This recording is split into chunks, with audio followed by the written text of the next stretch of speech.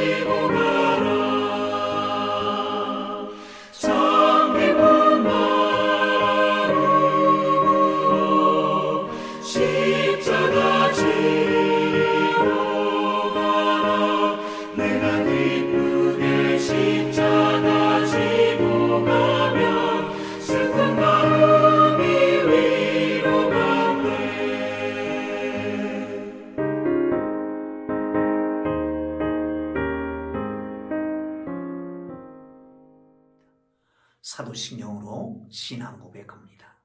나는 전능하신 아버지 하나님 천지의 창조주를 믿습니다. 나는 그의 유일하신 아들 우리 주 예수 그리스도를 믿습니다. 그는 성령으로 잉태되어 동정녀 마리아에게서 나시고 본디오 빌라도에게 고난을 받아 십자가에 못 박혀 죽으시고 장사된 지 사흘 만에 죽은 자 가운데서 다시 살아나셨으며 하늘에 오르시어 전능하신 아버지 하나님 우편에 앉아 계시다가 거기로부터 살아있는 자와 죽은 자를 심판하러 오십니다. 나는 성령을 믿으며 거룩한 공교회와 성도의 교제와 죄를 용서받는 것과 몸의 부활과 영생을 믿습니다. 아멘. 오늘 은혜 주실 기록된 하나님 말씀 누가복음 9장 51절에서 62절까지 말씀입니다. 누가복음 9장 51절에서 62절까지 말씀입니다. 찾으셨으면 우리 함께 읽겠습니다. 예수께서 승천하실 기약이 차감해 예루살렘을 향하여 올라가기로 굳게 결심하시고 사자들을 앞서 보내심에 그들이 가서 예수를 위하여 준비하려고 사마리아 여인의 한 마을에 들어갔더니 예수께서 예루살렘을 향하여 가시기 때문에 그들이 받아들이지 아니하는지라. 제자 야고보와 요한이 이를 보고 이르되 주여 우리가 불을 명하여 하늘로부터 내려 저들을 멸하라 하기를 원하시나이까? 예수께서 돌아보시며 꾸짖으시고 함께 다른 마을로 가시니라. 길 가실 때에 어떤 사람이 여짜오되 어디로 가시든지 나는 따르리이다. 예수께서 이르시되 여우도 굴이 있고 공중에 새도 집이 있으되 인자는 머리 둘 곳이 없도다 하시고, 또 다른 사람에게 나를 따르라 하시니 그가 이르되 나로 먼저 가서 내 아버지를 장사하게 허락하소서.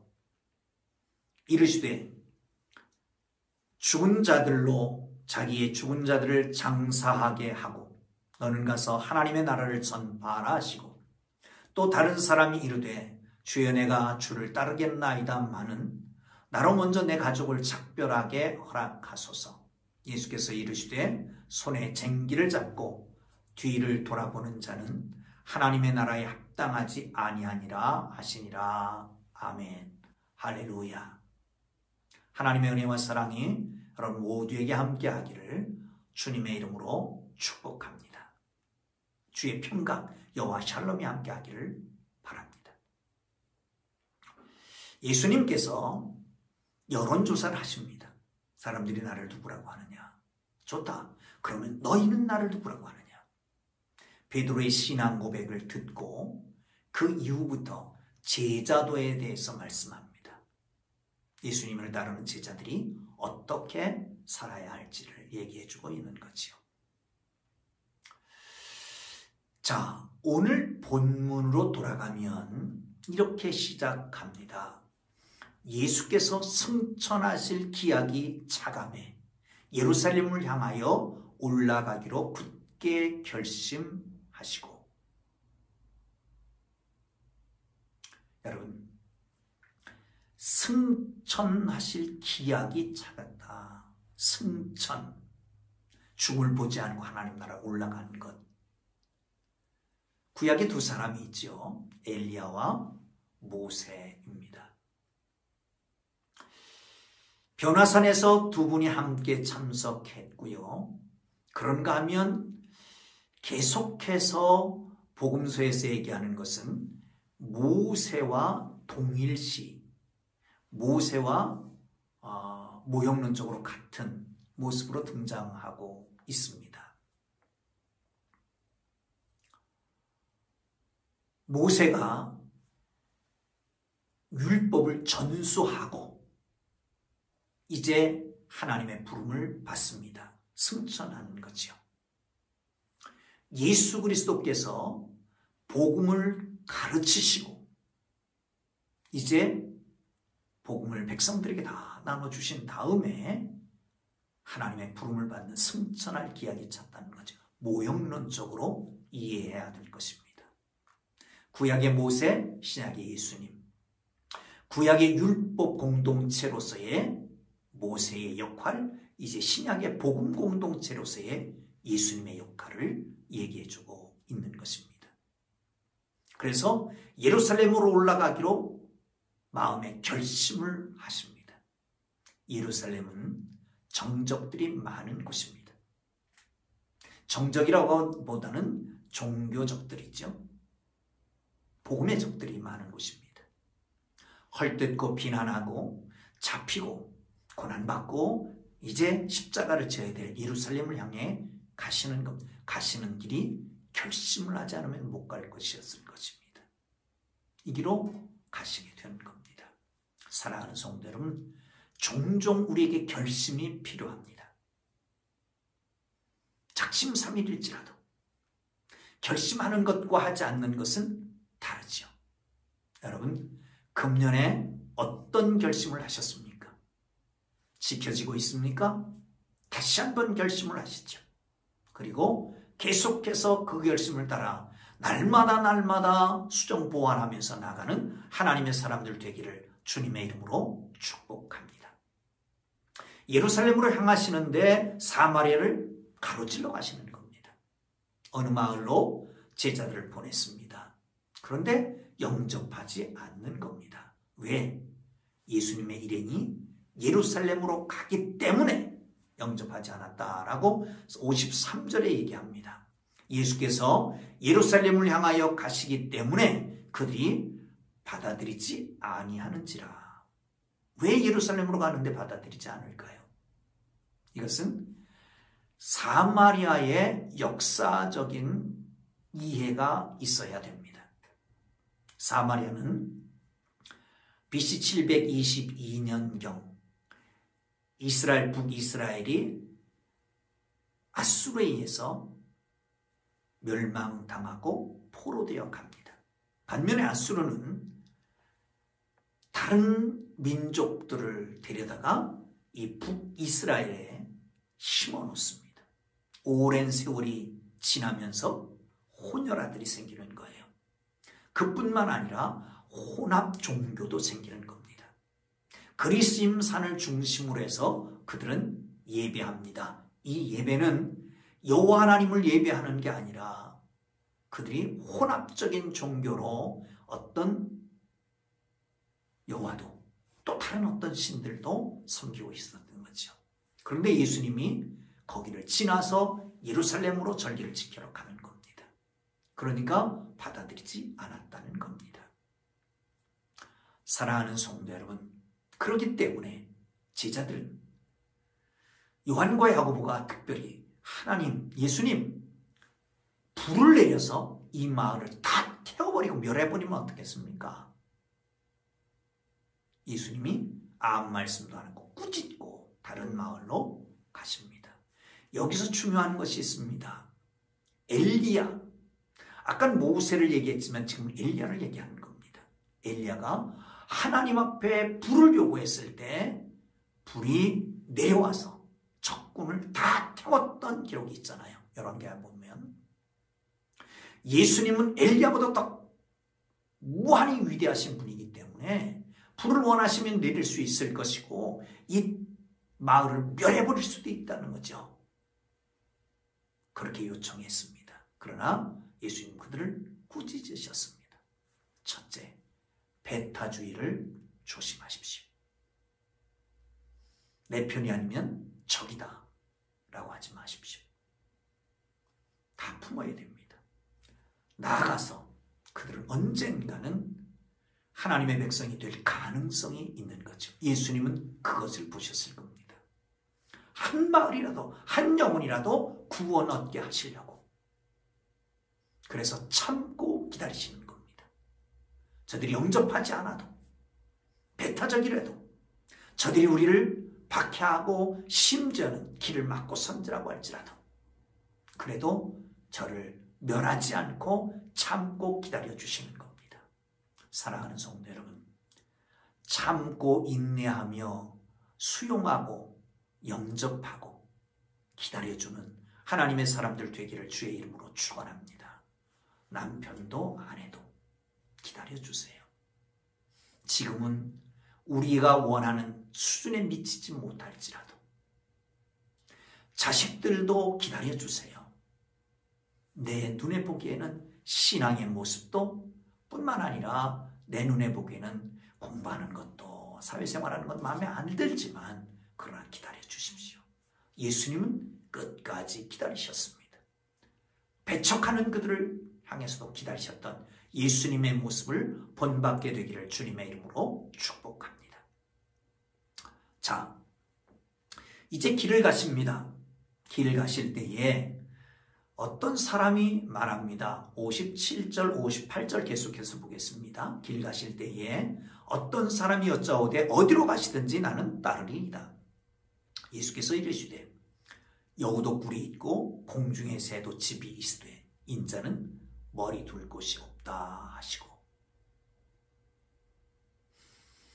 이 말씀은 뒤에 나오는 세 개의 꼭지점, 세 개의 대화를 이끌어가는 말씀입니다.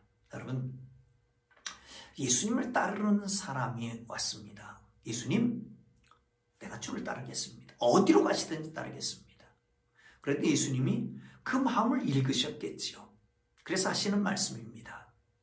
여우도 꿀 있고 공중에 나는 새도 깃들일 곳이 있지만 인자는 머리 둘 곳이 없도다. 주님을 언제든지 어디서든지 따른다라고 하는 사람들은 대가를 지불할 수 있는 준비가 되어 있어야 됩니다. 예수님 따르는 길은 평탄한 길이 아니거든요. 예수님 따르는 길은 영광의 길이 아니거든요. 예수님 따르는 출세의 길이 아니라 영의 길이 아닙니다. 돈과 상관없는 길일 수 있습니다. 물론 주님의 일을 하다 보면 주님께서 그 일을 맡기시기 때문에 합당하게 모든 것을 공급해 주십니다. 그 나라와 그 일을 구하라. 그리하면 이 모든 것을 너에게 더하시리라.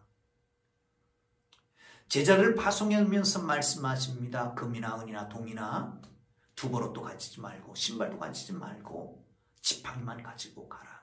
전대도 가지고 가지 마라. 글을 쓰는 사람들이 모든 것을 책임지는 게 아니냐라고 말씀하잖아요. 하나님께서 모든 것은 책임져 주십니다. 그러나 우리가 해야 될 것은 복음을 위해서 희생할 각오가 되어 있어야 됩니다. 그 나라와 그 일을 구하면 모든 것을 공급해 주시는 걸 믿으시기를 축원합니다. 큰 꿈을 꾸시면, 큰 헌신과 봉사를 하기를 원하시면, 그렇게 살아가시기를 원하시면 그만큼 채워주시게 되는 걸 믿으시기를 축원합니다. 한 번에 주시진 않을 겁니다. 볼 겁니다. 이 사람이 얼만큼 하나님의 일을 할 수 있느냐. 그리고 때에 따라서 늘려서 공급해 주실 걸 믿으시기를 축원합니다. 할렐루야. 그런데 이 말은 아마도 찾아온 사람이 예수님을 정치적인 메시아, 군사적인 메시아로 봤을 가능성이 높습니다. 그러기에 하신 말씀이에요. 여러분, 우리는 예수님을 어떤 메시아로 보십니까? 하나님 앞에 우리 주님은 머리 둘 곳도 없었다라고 하는 것을 기억하시고, 누구도 의지할 데가 없고, 누구도 기댈 데가 없고, 누구도 마음 줄 데가 없었던 거예요. 기억하시고 하나님 앞에 서서 주님의 길을 따라가는 하나님의 사람들 되기를 주의 이름으로 축원합니다. 이 두 가지 계속해서 나옵니다. 또 한 사람이 왔습니다. 예수님께서 너는 나를 따르라 라고 말씀하시니까 가서 부모님을 장례 모시고 난 다음에 따르겠습니다. 예수님이 죽은 자는 죽은 자들로 장사하게 하고 너는 나를 따르라. 여러분, 죽은 자의 장사 지내는 것은 당연한 일입니다. 해야 될 일입니다. 그런데 구약에서 이 죽은 자를 장사 지내는, 부모를 장사 지내는 것에 대해서 제외된 사람들이 있었습니다. 하나는 나실인입니다. 독주와 포도주를 입에 대지 아니하고 부정한 것에 손을 대지 않고 머리에 삭도를 대지 않은 이 나실인들. 그러니까 부모님이라도 돌아가셨으면 부정한 것이라고 생각했던 거지요. 또 한 가지는 대제사장들이었습니다. 그렇다면 이 말씀은 죽은 자로 죽은 자를 장사하게 해라. 이건 영적인 의미입니다. 복음을 모르는 사람, 하나님 모르는 사람들, 그걸 그냥 내비로 둬라 그렇게 하도록 너는 나를 따르라. 다시 말하면 너는 복음의 나실인으로 사는 거예요. 복음의 나실인으로. 복음을 증거하기 위한 나실인. 복음을 증거하기 위해서 모든 걸 다 내려놓는 나실인. 부정한 것에 손을 대지 아니하고 머리에 삭도를 대지 아니하고 포도주와 독주 마시는 그런 쾌락을 즐거워하지 아니하는 그런 사람으로 나를 따르라 라고 말씀합니다. 또 한 사람이 등장하지요. 이 사람은 다른 사람에게 말씀합니다. 너는 나를 따르겠느냐? 그랬더니 그 사람은 말합니다. 내가 주를 따르겠나이다마는 먼저 내 가족을 작별하게 허락하옵소서. 작별하게 허락하소서. 여러분, 모든 공동체 중에 가장 끈끈한 공동체가 가족이죠. 여러분, 가족을 하나님이 주셨습니다. 가족을 책임져야 됩니다. 가족을 모른다고 하면 안 됩니다. 가족을 먼저 섬기고 가족을 먼저 도와야 됩니다. 가족 중에, 형제 중에 마음에 안 드는 사람도 있을 수 있고요. 남보다 더 못한 가족도 있을 수 있습니다. 그러나 섬겨야 됩니다. 근데 예수님께서 말씀하십니다. 이르시되 손에 쟁기를 잡고 뒤를 돌아보는 자는 하나님 나라에 합당하지 아니하니라. 쟁기질하는 거 보셨습니까? 누가 그런 얘기 하더라고요. 쟁기를 잡으면 저 멀리 고정되어 있는 어떤 것에 목표를 잡고 그걸 향해서 나가야 된다는 거예요. 근데 뒤를 돌아보는 순간 삐뚤빼뚤 갈라지는 거죠. 사랑하는 성도 여러분, 쟁기를 잡고 뒤로 돌아보는 것은 우선순위를 얘기합니다. 여러분, 우선순위가 어디 있습니까? 1번이 뭡니까? 어떤 그런 얘기 하잖아요. 6번은 간다. 3번아 잘 있어라. 그런 거. 서울에 올라왔습니다. 아들 집에 갔더니 아들도 푸대접하고 자기도 푸대접하는 거예요.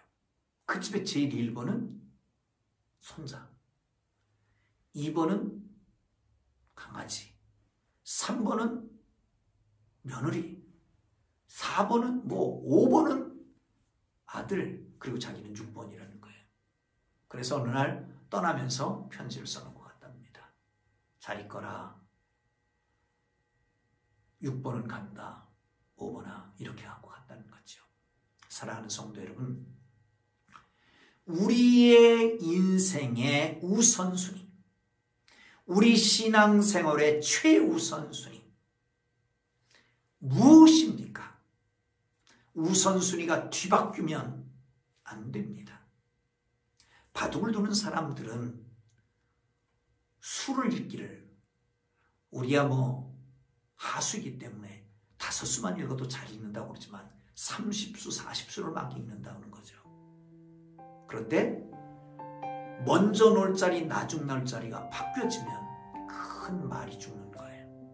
인생이 뒤바뀌는 겁니다. 여러분, 우리의 우선순위는 어디 있습니까? 주님 앞에 우선순위를 분명하게 정하고 주님 우선순위로, 복음 우선순위로 살아가기를 주의 이름으로 축원합니다. 그러면 이 모든 것을 우리 주님이 더해 주실 것입니다. 할렐루야. 기도합니다. 살아계신 하나님, 영광의 주님을 찬양합니다. 오 주님, 주님의 제자로 주의 뒤를 따라가는 저희들이 고난과 역경과 희생의 대가를 치르고 하나님이 원하시는 것을 이루어가는 저희들 되도록 축복해 주시기를 원합니다.